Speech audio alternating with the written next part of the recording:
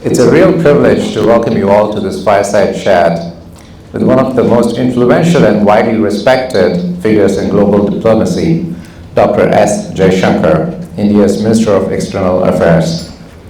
Over the past few years, Dr. Jaishankar has emerged not just as India's top diplomat, but as a powerful voice on global stage, unapologetically asserting India's interests, reshaping traditional alignments, and articulating a confident vision of India's place in the world. We are absolutely thrilled to have him with us today for an open conversation on India's role in the world, the challenges ahead, and the lessons he has learned along the way. Dr. Jaishankar, thank you very much for joining us today. Well, thank you. It's a great pleasure, and it's wonderful to see so many people here, so many good friends. So I'm in your hands. So let's start. You have served under both Congress and the BJP governments, and you have played a pivotal role in shaping India's foreign policy, from the US-India nuclear deal to today's emphasis on strategic autonomy. Over this time, how has your worldview evolved, and how do you see India's place in the world today? Well, I actually joined under a government which was known as the Janata Party, which was many, many years ago. And other than the Congress and BJP, of course, in between we had what were called third front or coalition governments as well. And I mention it because over many years, yes, India has changed, world has changed. And world views reflect those changes, both of ourselves, there's a self-perception there, as well as how you see the world. And if I were to sort of drill it down into two broad points, one would be that, today if you take, let's say, the top 5 economies, they are very different from what they used to be. If you were to use any metric of influence, it's quite different. So you had a rebalancing in the world, accelerated by globalization. And we are heading towards what most people would regard as an era of multipolarity, which is many centers of power and influence, and which are autonomous of each other and pursue their particular interests. So that's the global landscape. So where my worldview is concerned, I mean, in a way it would derive from what does India have to offer in such a landscape. And I think India does have to offer a lot because one, we would be a rarity today in the world, a civilizational state, a society which can trace its history for thousands of years and which still today is a nation state. There are very few like that anymore. Two, we would definitely have a lot to offer as not just as the most populated country in the world, but the largest pool of talent in a way, in an era where talent and human resources is going to count for more, the era of AI. I think we would also have something special to contribute to the world as a democracy, but as a very diverse society, a society which has valued its diversity and nurtured its diversity. And finally, because we are able to play the role of a bridge. I mean, these are not the easiest times in the world, but if you ask yourself, okay, how many countries are able to pick up the phone and talk to Russia and Ukraine, Israel and Iran, or the global north and global south? I would suggest to you there are not that many. And the fact that we are, a political democracy, a market economy, a pluralistic society, sort of a voice of the global south, but we are not anti-West. We get along, we participate, we attend the G7 meetings. In fact, From here, I'm going on to Washington for a meeting of the Quad, and from there, I'm going on to a meeting of the BRICS. So I think that should tell you something. That's great. So let's move to a topic that a lot of people in this room care about, which is the US-India relationship. The relationship between US and India has seen real momentum in the recent years with some major highs, but also its fair share of friction, such as the recent trade and tariff situation to student visa concerns. Looking ahead, how do you see this partnership evolving over the next 2 years? And in your view, what's your vision for this partnership? I would say, again, I say this over multiple administrations, but particularly for the last 10 years, 11 years. If you look at the trend lines in India-US relations, I think the trend lines have been very positive. Just think back over the last 5 presidents of America: Clinton, George W. Bush, Obama, Trump, Biden, back to Trump. 5 very different presidents. And yet, at the end of every presidency, if you were to do a dipstick on India-US relations, you'll find it's better off than it was at the beginning of that presidency. And the trend line over the last 25 years has actually been very, very strong. Because I think there are structural factors that work for the relationship. That the economics, the technology, the human bridges, the education, the security, the energy, all these are today drivers of the relationship. Now, are there arguments, are there differences, are there episodes? Sure, it happens. It won't be for the first time. Again, in fact, at every one of these presidencies, I can think of something which at that time was a friction point. I remember even the time when I was ambassador here. I literally came in a few days after we had a problem related to one of our diplomats in the city, and then I had to deal with 301 issues, with compulsory licensing controversies, with plans to sell F-16 aircraft to Pakistan. We dealt with it. So it's not, relationships will never be free of issues, even I would say differences. I think what matters is the ability to deal with it and to keep that trend going in the positive direction. Now, you spoke about trade. Yes, we are in the middle, hopefully more than the middle, of a very intricate trade negotiation. Obviously, my hope would be that we bring it to a successful conclusion. I cannot guarantee it because there's another party to that discussion. But no question, we do think today that trade, there will have to be give and take. And just like the US or people in the US may have views about India, people in India have views about the US too. And we'll have to find a kind of a meeting ground there. I believe it's possible. And I think we'll have to watch the space for the next few days. Okay, thank you. So let's move on to a topic that you've spoken a lot about, which is the Russia-Ukraine situation. India has drawn both praise and criticism for its stance on the Russia-Ukraine conflict and its assertiveness on the global stage. How do you balance India's national interest with global expectations, especially from the Western partners? Well, it's one of those subjects where you are very tempted to say, I told you so. And why I say that is, 2.5, in 2022, when things were very different, when the public mood was different, when the debate was very different, we took the position saying, look, you're not going to be able to resolve this matter on the battlefield.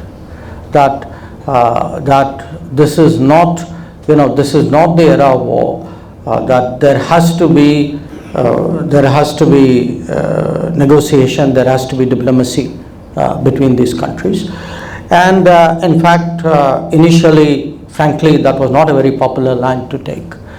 Even when people spoke about diplomacy, it was more that you gather a set of countries to castigate Russia. I mean, that was their right. But the point was, it was not very helpful to getting a resolution of the issue. Now the world has come around. I mean, I've been in Europe twice in the last month.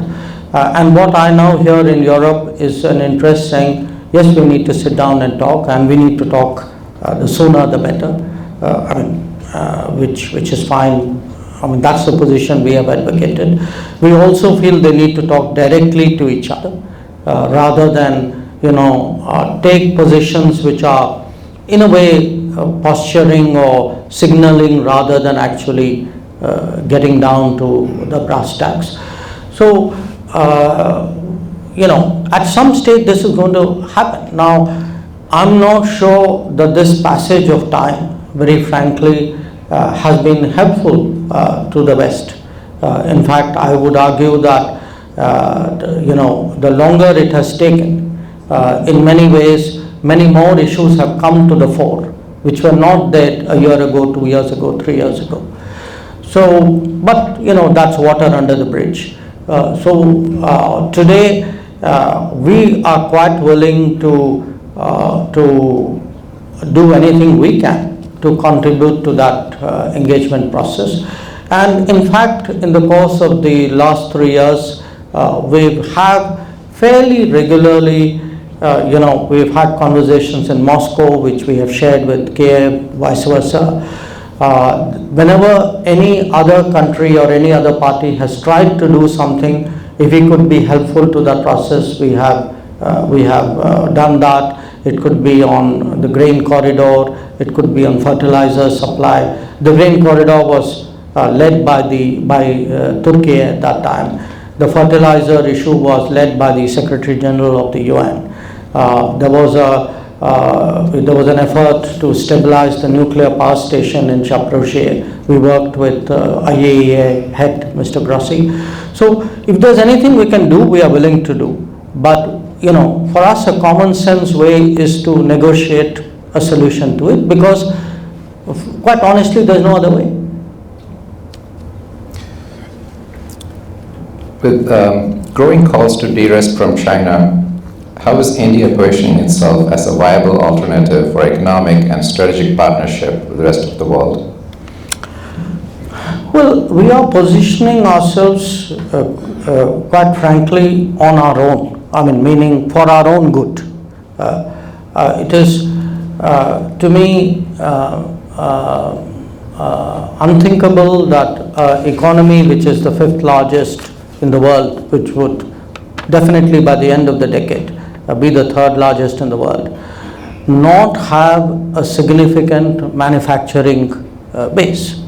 Because if you don't have a manufacturing base, you're not going to get innovation and technology, which is a corollary of manufacturing. And if a country like us, with our human resources and talent, doesn't have that technology and innovation, honestly, we are wasting our human talent. So if I were to work this backwards, to me, in a way, our economic future and all the possibilities, when we speak about AI and you speak about EVs and you talk about space and drone and underwater, I mean, these are all within the realm of possibility. If we actually gear up to have the capability and the human resources, the trained human resources, and the culture of creativity and innovation to deal with it. So how do you do that?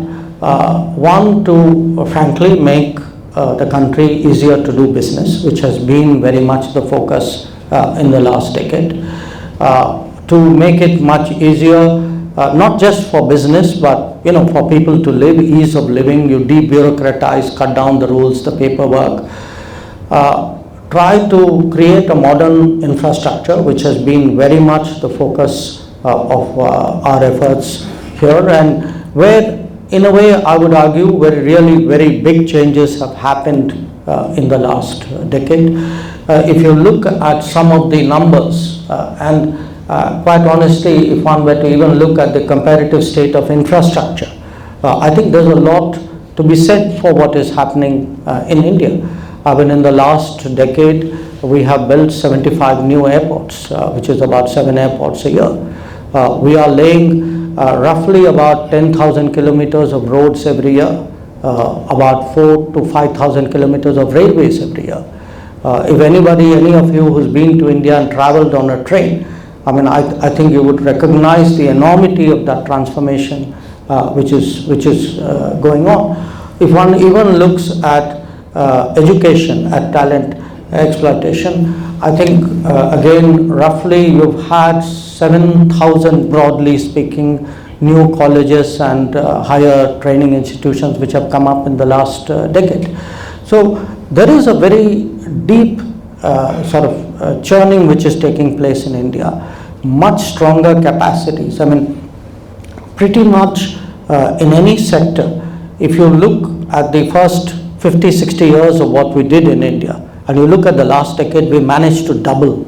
And there's a very broad sort of estimate that I'm giving you. So we need to do all of that, because until you do that, you cannot emerge as a credible destination for global business. And you cannot then become part of the global supply chain. I think today we have reached that point. You know, I see we have, if one looks at GCCs, really the explosion of GCCs in India today, and see the exports. I think GCCs today probably directly generate between 150, 170 billion dollars of exports. Or if one even looks today at how sort of relevant we have become to finding effective solutions in many areas. Digital public infrastructure would be one. Space would be one, where we would be globally competitive. Vaccines would be one. Pharma would be one. So you are actually seeing this emergence of India as a serious economic alternative. I accept that there is a lot to be done. I'm sharing this not to say, to me this is a kind of a takeoff point which we have reached today, and we are very hopeful that there's much more that could be built on this foundation. You mentioned that you're going to DC for the Quad meeting. So it would be great to hear what your objectives are for the Quad meeting, and how do you see India's role evolving in the Indo-Pacific, especially amidst the growing tension between the US and the China? The Quad is a very interesting mechanism, partly because it was an international commitment which resurfaced during President Trump's first administration. So when one looks at what happened in whose tenure, this is certainly one where actually it was a new commitment made by the United States under President Trump. Okay. Now, there's been a lot of progress since 2017 when it was restarted. And again, it was interesting that the first international meeting of the Trump 2 administration started with a Quad meeting again. But it was on day one. In fact, Mr. Rubio had just got sworn in, and we all walked into his office 1 hour later. Now we've given him some time to catch his breath, and we're going to be back there to see, to do a stock taking and look at how we should take this further. But there are a lot of issues that we need to discuss in the Indo-Pacific. Issues about maritime safety, security, issues about connectivity, issues of technology, issues of pandemic preparedness, issues even of education. So you have four countries, in a way four corners of the Indo-Pacific, who are actually who have decided that they have a shared interest in creating a stabler, more prosperous Indo-Pacific, and are willing to work in a very practical basis. And it's a kind of an equal arrangement. Everybody pays their fair share as you go along. That's very much today an acceptable way of working. So I think we'll get good results out of it. That's great. And what about any specific remarks within the Indo-Pacific and with relation to what role India can play with the tensions between US and China? Well, I'm not sure, there are certain realities of the landscape, okay, and one of them is that the relationship between US and China is not what it used to be. It has acquired a much sharper competitive edge, and frankly, where we are concerned, we look at these two countries and each one of them has made up its mind about how it views the other. Obviously, there'll be an element of tactics to it. There's a larger strategic view that they have of each other. We would look quite honestly to see in what way are our interests furthered in this landscape. And I think in many ways you can see that we have very strong convergences with the United States. At the same time, we are China's largest neighbor. We share a land boundary. We want stable relations with China. They are a very large trade partner as well, a very imbalanced trade, but still a very large trade account. So for us, how to sort of steady the China relationship, create an equilibrium that is fair to us. At the same time, how do you work the convergences with the United States and get the most out of it? That's frankly the way we would approach it. So moving on, you've taken a strong stance on cross-border terrorism emanating from Pakistan. What is India's message to global powers and international institutions on this issue? And what diplomatic and strategic red lines remain with Pakistan? This morning I was at an exhibition on terrorism at the United Nations. And this was something which our embassy, our mission to the UN had organized. And the reason we did that, we had a number of ambassadors from other countries who were there as well, is because we believe that terrorism is actually a threat to everybody. That no country should use it as an instrument to further its policies, because at the end of the day it comes back to bite everyone. And if we take the view that one terrorist act or one terrorist organization or one sponsor of terrorism is justified here, or you give them a free pass or you underplay it, it can easily happen. In fact, it does happen in other situations. So there has to be, the message to the world has to be that there should be zero tolerance for terrorism, that there should be no circumstances, no excuse, no justification under which you would allow, support, finance, sponsor terrorist acts. Now, in our particular case, we unfortunately had an experience of this. The experience has been very intense for the last 4 decades. But actually it started from the time of our independence. If you see, within a few months of our independence, terrorists were sent into Kashmir with this idea that they are proxies and they are tribal invaders, and then soon enough the Pakistani army followed. So we have battled terrorism really intensively for the last 4 decades. And we've had some horrific cases. I mean, everybody would remember the Mumbai attack, and where really a major global metropolis was, I mean, for a few days really brought to a standstill with attacks on a scale which could not be contemplated, and which particularly targeted foreigners, especially of this country. And we've had an attack on our parliament meeting in session with the intent of taking lawmakers and the people governing India hostage at that time. That it was foiled was a different matter. But do look at the dangerous intent and the risks inherent in an enterprise like this. We've had a string of these attacks, and we've now reached a point, and I think in many ways the Pahalgam terrorist attack on April 22nd, this sentiment in India that look, enough is enough. That we are, because the Pahalgam was meant, I mean, it was an act of economic warfare. It was meant to destroy tourism in Kashmir, which was the mainstay of the economy. It was also meant to provoke religious violence, because people were asked to identify their faith before they were killed.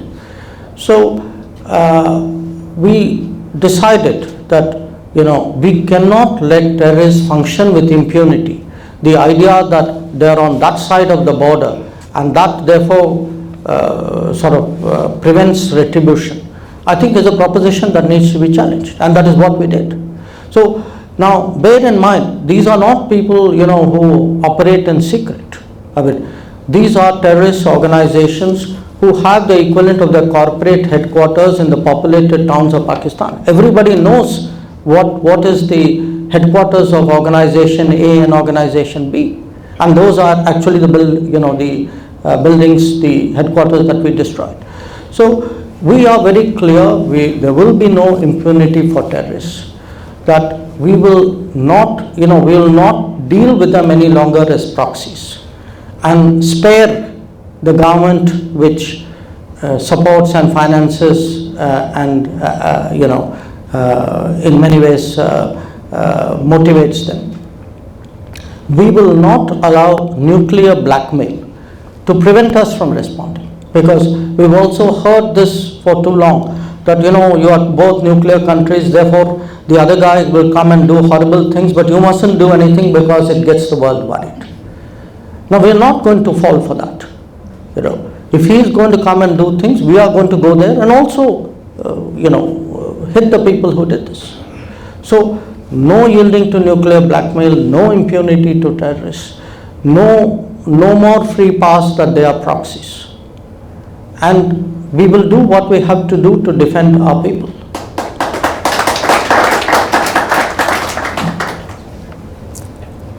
India has been active in forums such as the G20 and the UN. What reforms do you believe are necessary in global governance institutions to reflect the realities of the 21st century? It's interesting that you put G20 and UN together. And I'll tell you why it's interesting. Because before the G20 came, there was something called the G7. Okay, the G7 were primarily Western countries. Japan, for this purpose, was a Western country. Now, the G7 finally reformed. It reformed under compulsion. That when the global financial crisis of 2008-2009 happened, the G7 realized, G7, G8, because Russia was part of it then, they realized that they couldn't handle this on their own, and they needed to expand it and bring in other countries, and that's how the G20 came about. Now, the UN Security Council today faces the same predicament as the G7, which is, if you look at the big issues of the day, actually they've not been able to do very much. You have what's going on in Gaza. You saw there's a war going on in Ukraine. You had this Iran-Israel stuff. You had the biggest challenge of the century in the pandemic. And I ask you, where was the UN in all of this? Nowhere. So if we are serious about keeping the UN relevant, which we believe in, it's not our case that the UN should be done away with. But the UN needs updating, UN needs refreshing. So if we are now heading for 80 years of the UN, I mean, it makes complete. When the UN was founded, there were 50 members. Today there are almost 200. So think of it in any domain. I mean, if there's a quadrupling, if your shareholders have quadrupled, if your numbers of students have grown 4 times, if your employees have grown 4 times, how can you continue working the same way? It doesn't make any sense. But the G20 shows that it can be done. And we hope at some stage the UN, because I can tell you the majority of members want change. That the problem is a few who are blocking it, using arcane procedures and, wanting, I think they're not even serving their own interest well, because what they are doing is they think they're protecting their interest, but they're harming the institution. So overall, actually, their investment is getting less value there. Thank you for that. So last question from me before we open up to the audience. So it's a fireside chat, so a more personal question. From being a diplomat to a minister, your transition into public life has been quite remarkable. What have been your biggest learnings, and what advice would you offer to the next generation shaping the future? Well, my biggest learning is the next generation has a lot of advice to give me. It's amazing today how interactive the world is. For me, really a discovery how interested people are in foreign policy. During the last general elections in India, as part of the campaign, I would go to what I would consider maybe 3rd level, 4th level cities and towns of India. And I was honestly taken aback at the level of interest in the world, level of understanding of what was happening, level of questioning about, what we are doing, and I was quite serious. I get honestly a lot of advice, and sometimes very good advice about how we should be engaging the world. What to me, I take heart, because as a student of history in a way, I've always felt that many of India's problems in the past, I'm talking of distant past, hundreds of years ago, 500 years, 600 years, maybe more, was we were impervious to the changes which were going on in the world. So it could be changes which happened in West Asia and the Middle East. It could be changes which happened when sea power, when Europeans were able to harness sea power and go about establishing their influence. So we in a way, we kind of were engrossed in a world of our own and missed a lot of what was happening in the global environment. Today, I really, if you ask me, obviously as a minister, my primary responsibility is to secure my country's interests. But beyond that, to me as a personal mission, it would be how do I heighten interest in foreign affairs in the country, which I believe is necessary for a world where a globalized world, a more technology-centered world, where young people should understand that anything which happens in some other part of the world can impact them. And I'm very heartened by what I see. I feel today young people in India are very connected to what is happening in the world. It's not without its challenges, that connection, because they have expectations and aspirations which come out of it. But all in all, I would say, to me, that has been a very, very big source of satisfaction. Okay, with that, I think we'll open questions to the audience.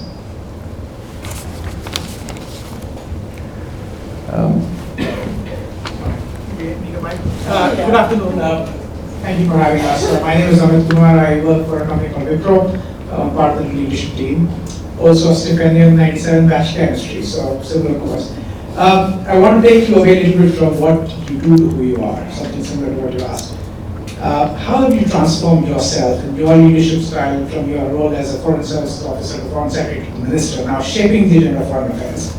Second part of it is, how do you learn? How do you prepare yourself for meeting? What do you do to, you go after one meeting to the other? What keeps you, how do you prepare for those? Look, in a way, you make transitions, often the transitions make you, okay? If you are in a position, in my case, let us say I was ambassador here, I went back to Delhi as foreign secretary, I briefly was in the corporate world, and then I came into the political world. Each one, the foreign secretary bit wasn't that hard because it was an extrapolation of what I was already doing. But my first transition shift was really to move into the world of business, where the metrics, the expectations, the working style was very, very different. I think a lot of it is to adjust to that, and there has to be a desire to prove yourself and try to do better in a new environment than the people who are already inhabiting it. Now, that's not, for me, that unnatural, because if you look at really what a diplomat does, we are parachutists, okay? We land in a country, and our government, in a matter of a few days or not weeks, expects us to know everything about it and give very serious professional advice about how that society works.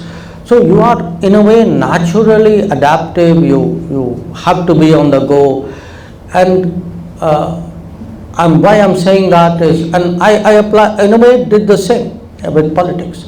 And frankly, it's amazing how much you can learn by imitating people. You sit in an environment, you watch people. It is like a best practices. I entered cabinet, okay? So I'm new to politics. Now, I know my subject. I know the foreign ministry side of it, but I don't know the politics side of it. And you learn politics by watching people who are frankly better than you, longer than you, more experienced than you. And you absorb to a point where you come up to their level. That's why best practices are best practices. But the preparing, I just put a simple proposition to you. At the end of the day, you have to work very hard because there's no getting away from it. But certainly in politics or in diplomacy, you have to try to put yourself in the shoes of other people.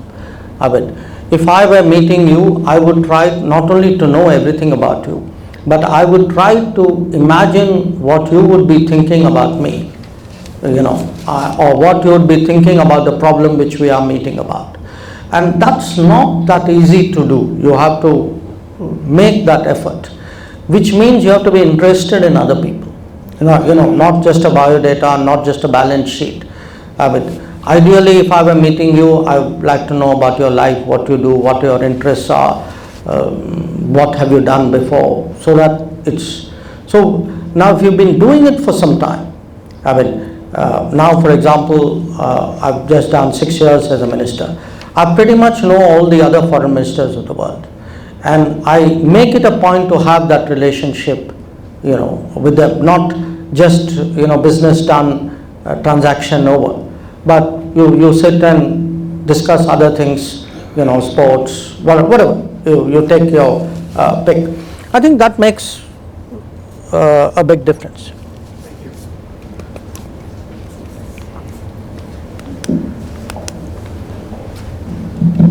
Pranam Jaishankar ji and Bharat Mata ki Jai.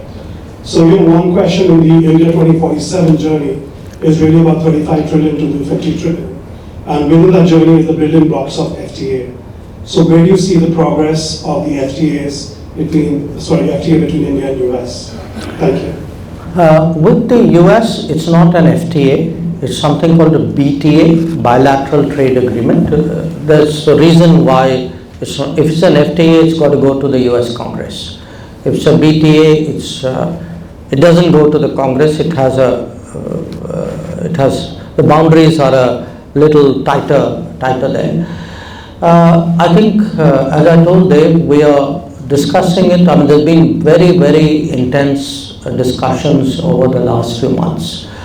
I can't vouch for which country has had how many rounds, but I suspect we would be among the countries which has done the most. There is, even as I speak, our delegation is in Washington DC. They've been there for the last few days. So our expectation or hope certainly is that we will bring it to common ground. But like any, and these are complicated negotiations. I mean, you are really looking at thousands of lines and doing very intricate trade-offs, both based on what are actually the market values of those lines and what could be the expected market values of those lines. So these are not simple back of the envelope calculations, far from it. So that exercise is going on. If they can get, I think, a fair balance, you will get an outcome. Obviously, diplomacy is an optimistic profession, so I hope that we would reach there. But things being what they are, it's not done till it's done. Thank you.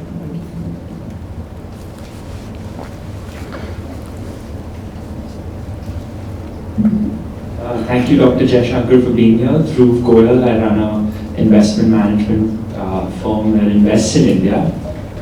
In a recent readout between a conversation between President Trump and Honorable Prime Minister Modi ji, it was said that we never allow foreign countries or any third party to mediate a dispute that's happened between India and Pakistan in the most recent border conflict. But we continue to see President Trump, go on and on about using trade as a means of resolving this conflict. Has that in any way affected the trade negotiations and delayed its conclusion? No, I don't think so. I think the trade people are doing what the trade people should be doing, which is negotiate with numbers and lines and products and do their trade-offs.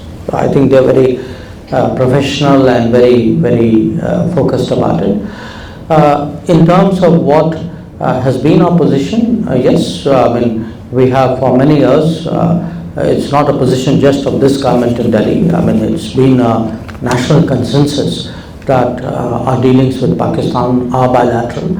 And in this particular case, I can tell you that, I mean, I was in the room when Vice President Vance spoke to Prime Minister Modi on the night of 9th May, saying that, the Pakistanis would launch a very massive assault on India if we did not accept certain things. And Prime Minister was impervious to what the Pakistanis were threatening to do. On the contrary, he indicated that there would be a response from us. This was the night before, and something, the Pakistanis did attack us massively that night. We responded very quickly thereafter. And the next morning, Mr. Rubio called me up and said the Pakistanis were ready to talk. So I can only tell you from my personal experience what happened. The rest I'll leave to you. We have time for one more question. Kumar Verma, pleasure to be here. If I could be presumptuous and ask two questions, that would be great. Right over here. Okay. The first question is that given the Trump administration's view on how international framework should exist, which seems to be an unpenned of decades of how countries operated with each other, your own comments about the inefficacy of the UN at the moment, what kind of international eco framework would you like to see happening where India would have a more prominent seat at the table given what's going on right now? If you could in a way re-envision the UN, what would it be? Look, obviously everybody to some degree are in it for themselves. So I'm not pretending that I'm not. But I don't think we are in it just for ourselves. You don't today have a single African country. You don't have a single Latin American country. I mean, these are big continents who are not represented in key decision-making circles as permanent members of the Security Council. So it's not for us, this is not about, okay guys, make a little space there and I want to get in. We need some kind of systemic overhaul. If there isn't some sense of basic fairness and some sense of basic representation, you're not going to get people around the world to agree that this is a institution or this is a way of problem solving in which we all have stakes. Because today a large part of the world thinks we don't have stakes, and why should I listen to them? So if you are to restore the credibility or the effectiveness of the United Nations, I think you need a basic reform. Now, obviously I think India has very good credentials, but again I make one point to you. It's been our position saying put it to vote, open up the UN to reform. Let countries who believe that they are members, they are candidates, credible candidates, put their candidatures forward. Let it be democratic, let the world vote on it. But what we have seen is actually even that exercise is not being allowed to take off. So we need something which is fairer, not only because it's the right thing to do, but frankly it's a smart thing to do. If it is not fair, it's not going to work. The second question. Okay, keep it very quick. Very brief. How much of the India-US relationship do you feel is defined by its stance on China?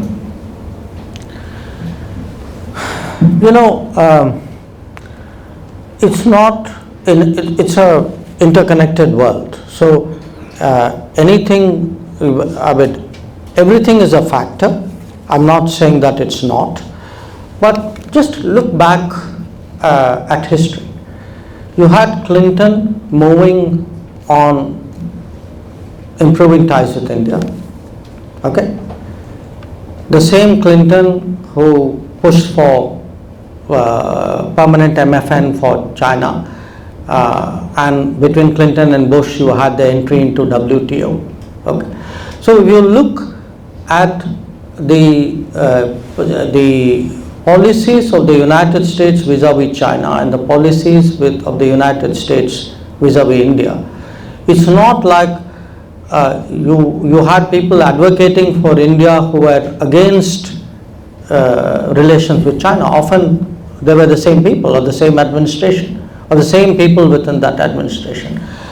So I think it's a very gross oversimplification to make India-US about China. In fact, it's not just an oversimplification. I think it's even misleading at times. I can give you so many other things this relationship is about. We have such a big Indian community which contributes so much to this country. I think it's been a game changer. Now it's got nothing to do with China. We have today a very strong economic connect. Look at our trade numbers and look at the relevance of that trade to our respective economies. Look at our technology connect. Look actually at, we cooperate. Again, people tend to take even defense or security cooperation as something, there's that tendency to point it towards China. But I ask you to look at the other coast. We work to keep the Arabian Sea safe for global shipping. So this is an age of oversimplification. I urge you not to fall into that. I think world is much more nuanced, there is much more multi-causal. We have many more interests than just one country. I would certainly like to believe that, the relationship is going well because there is great merit in me.